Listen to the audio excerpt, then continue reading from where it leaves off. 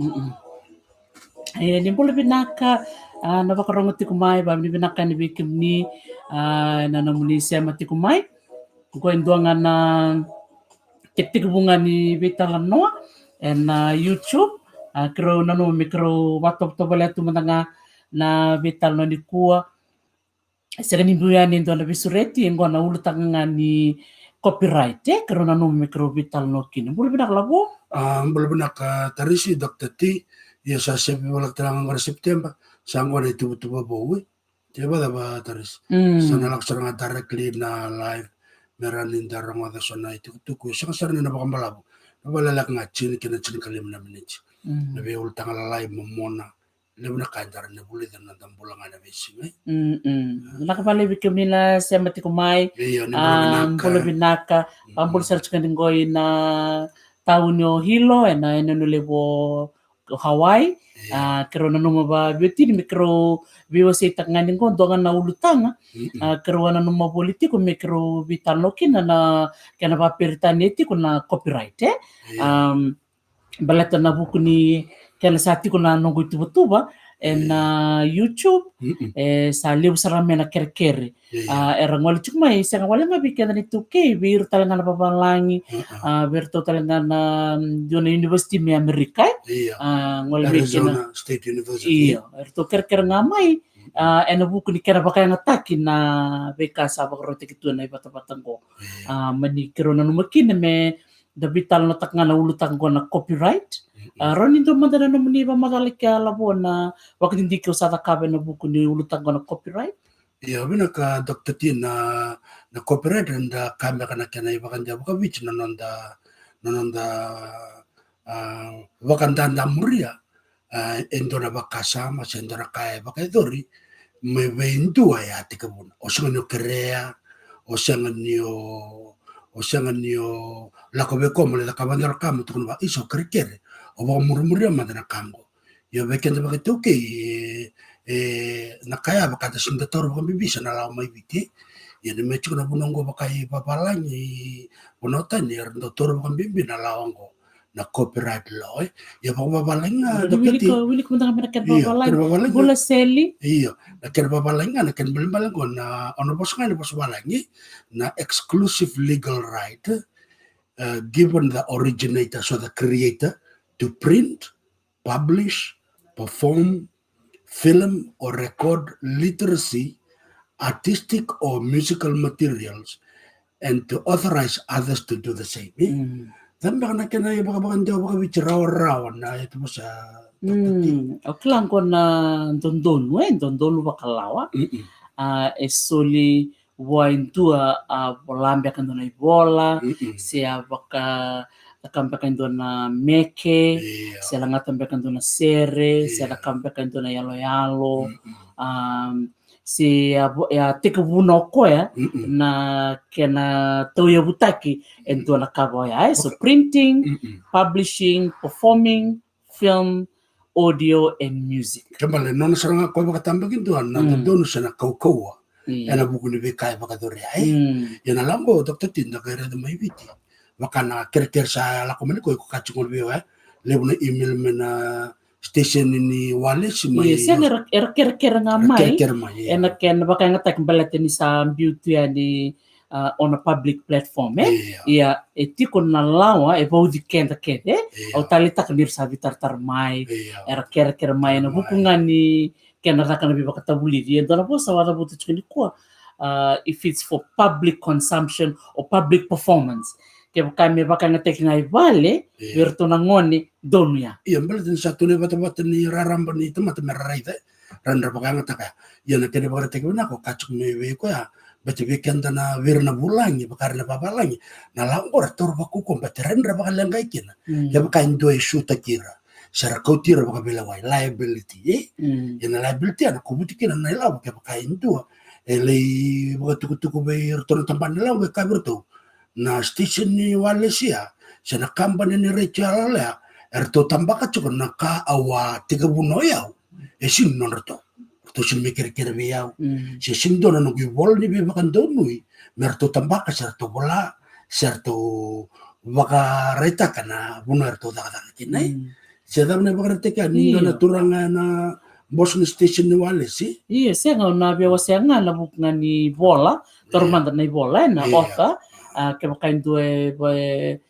bakatikan na sa Woolback na University ninda kam do na assignment gay bakay ngatakan do na bola. Tormanda na bakay ngatakan ni bola ni Professor Sela Rabubu. Ang una na bola chikino yaw, kaya bakay ngatakan ni bola o turangan itaw o Professor Sela Rabubu au na bola talaga na nungu acknowledgement mo takabano na reference so nambita bena mo dabuta na dana nungu baka bini binakti ko en beka bola en lomani nungu bola ko bola ko Right. Makatikir nando da kala alo. bola sena Makatikir nando da kala alo. Isa leo china lalo sangera mbitekina odena director na buno dabe takmekina lalongo na share kere pakanga teker na bola na kene botu bai. Ia oir talanga kora bagai tabikin ya so bere sini banga tak wala nga so raso mi bagai la me rongo de na sere se sarabi na kana na ka na se da kana meke ko on kino be ba bina ka virtu to ngami piti e chiko na non to na Fiji Performing Rights Association okay bete chiko ba kino to na tamanisau sur sirevi ole se bolo koro ena nonra sa daka bata me tango makina nonra kilaka ena buku ni nonra langa ser me ka kuni baka nga tekina ser me to baka nga tanga isi nga nindo na ilabo la ko beira batin chiko na nonra dondon baka lao bina ko bu seli manual asana bakani takali sorobi na video ngo na sana kambe bakan tutu ke permanently so ke baka beira sini indonya mai randalak memar masara ngo na ilaka bu ni wata-wata ngona talo Dr. T sana kambia ni na YouTube sana kai copy take na link sana kai biba ko malo ko na Facebook iyo kanjin sana nga Dr. T ongere tal tsungango na wamadala ni copyright law law that protects the original work of authorship who create kwara da kabana kakete poetry novels music movies and songs so rani ndakai oir tranga nando develop takasona kamba na computer software se oirera a patent takasona sona product sona ya bobo ra mbuli ra patent takambet ni ndodon e chukubir mbalat ni rawati kin non rambula royalty era to rautanga kin na fees mera patent takana be kaya so they have the originality but ke kaya sinra mo murena lawa era ni ra belawete ke bagala they can be sued in America. So ko lebu nang ontelanga ndo chuk telanga non reliability insurance ndo tango makira ke baka ndua kautir bakalawa mele tukuna wana matebeloi ni naturangan go na ngu kawo baka doroyo salai baka murmuria sana kena poso balangi salai kopi takai me takabukin no no bisnisi se me baka leuta kana kai erawate ya na vai tiko sona kai meron ni wakadhuri me bukeira na wakango irando bola so irando ndo ni butu irando langa sere se bakata kongona nungwe bata ni talo be Dr. T ke bakai sora be bakai ngataka merlaki bakai ngataka mbaka na nonra kan di bule na university se merlaki bakai ngataka mbaka me kamura ke na reto yaleal o klai chiko na lawa ba uta ni ker mai au na marota me ni bakai ngataka iya me chiko ndo na bindindinati me ena buku ni beka ya laki baka yang attack sila ba mo bakasal na tiginala ko iyo Dr. T ber tangan na kan ko ando na boso ba pala ng laki na acknowledgement do tampo na wala chukon na wasya acknowledgement baka mo baka binabina katakira o irera buki ko na kena may tambaraw na ibola siya takaraw na yalo baka already ko Dr. T tomato sa tsungabi ko ya doon ito binak ito rokobi nangono ko ba makalta kinen done wala ko ko to mekin na be ka mai makan daw ta ko to ko ba bina ka bakale bi professor asa sel rabo sebe professor uno ng bombo sebe winning na inoda na tukutungo ya bola ko no na thesis o bina ka to mo se ni mendakilai so Judy Phil ko ya ka ko na archaeological research mai nanronga singatok ya o nyoira na lisara bra kai Dr. T ko cuma itu ko to maybe machikan na tarde tomate betul ngono ko leun tomat sarabul binaka era kelapa ka binaka na lawa to ke baka enda bombutu tal da baka dor ka eran da baka lenga kina balate dor ke borte ko dor professional ma USP na bidu chunga na bulu sa utumbo sa professor tu si sarawata na PhD sangkali banggang kay no bang hindi ko he plagiarizes kan ba na sos ke de ko to me kina ko na bulano na thesis sini acknowledge te kira sa meti kuner awako to me na bakasa mongo ene bolongo e bolana turango ene mbake kango me na bonongo sino baka dora kwa ko ndona be mbale sino be mbale dora be le de banganga ya chuko na university ne deba ni pasibi kama ibiti ni tole orton taman orton to bakan dikebir na non raya this is oir na lebi baka bulidi arang gaira de kina nira ko to me na bakasa ma esang nira baka bina ka share acknowledge takira ko rabola na bakasa ma sa meti kuno ngongo na nongo so renda kaya dokter tina plagiarism na kera bosa baka baka biti na bosa sindondon baka morna da butike era mbuta koda ser tauro baka loa na baka sama Segani kiri mataya ni segani kere sikin karua esa kirimbe ka yang segani baka bini bina sel baka bina kata so bira kene weekend na to volleyball na to tunga weekend men to bolle mo bola na mo reference lo mo talanga to da na in mo site to cite your sources and Allah memandangani no mu essay na no mo di bola nanto na para karawia na balakin me baka tu kuno rabubu tin ka vi also buka lima tagni beba on nangono salangale bo tikino bola imuri salangale bolikina na ibola keve o awilika o salangale baka vidi bina takir keve na ngoni sal keve endaroni nda sal kelake keve beka keve na barang tik beka menikua iya Entanto matata bikin di bola iya baka dava bir nanto lang ser baka dava bir nanto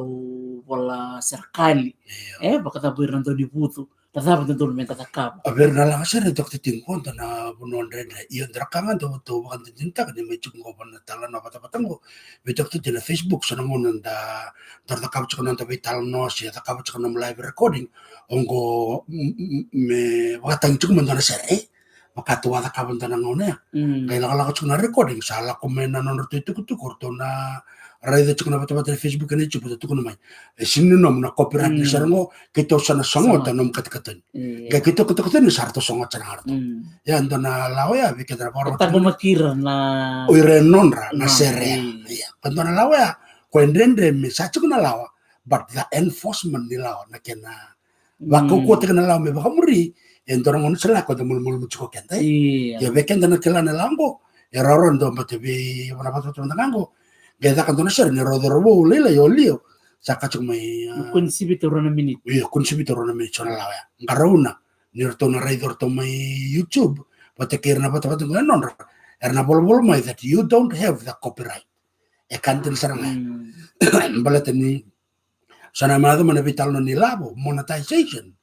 that's where copyright comes in Pati ni chiko nandun me chiki di dona sende me no la saranga ko lang sen pati ano no nandun bakalaw na bina katalangkin me register ta kaya me ni non na kaya baka bon me America na patent na royalty be kama ibiti me ni ratau ken oira ni non randina na kaya rawa tika bunya sena sere sena bola sena serkali Ibig mo nga dara kanong kumarata kawira na bitar-tar chukumaye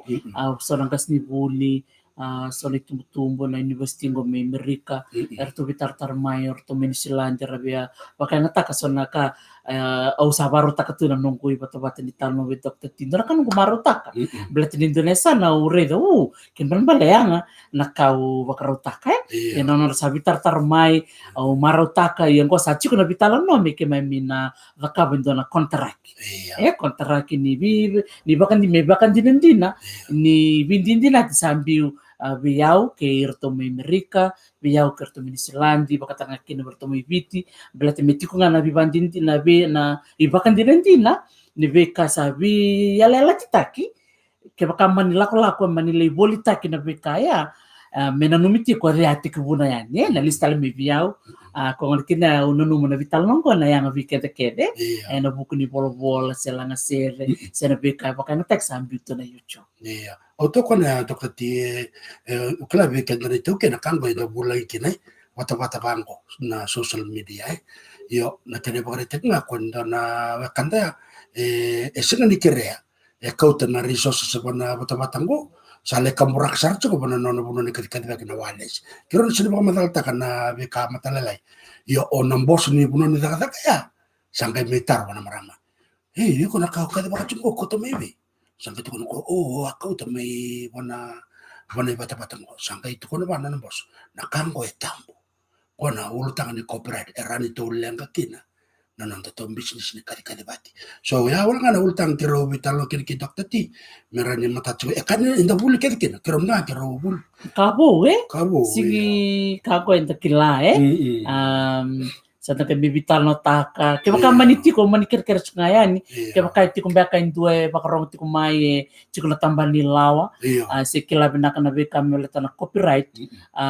kaya baka rong niga bitar tar nga may menda buli bata kaya kina leta na kanggo kabo kaya baka iti ko isoro baka nga taka na bika usabaro taka meron kay imbita kami baka ipuala meti ko na kaya baka dinandina na bukan bika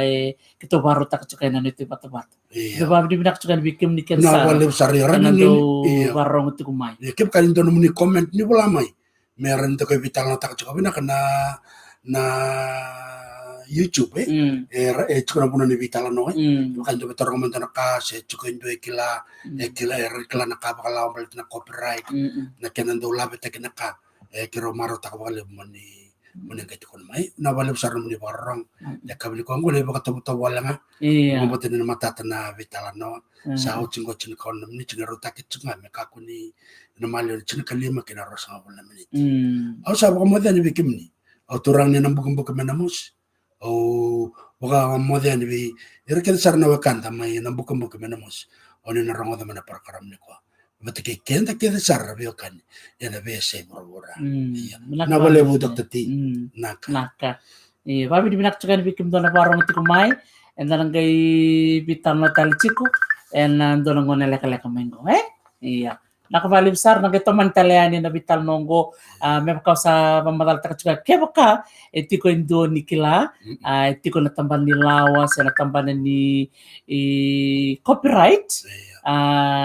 ninggay bitar tar ngamay rani kay kuritelen na bital man ang total na sina binakabali sa ni mode manda manda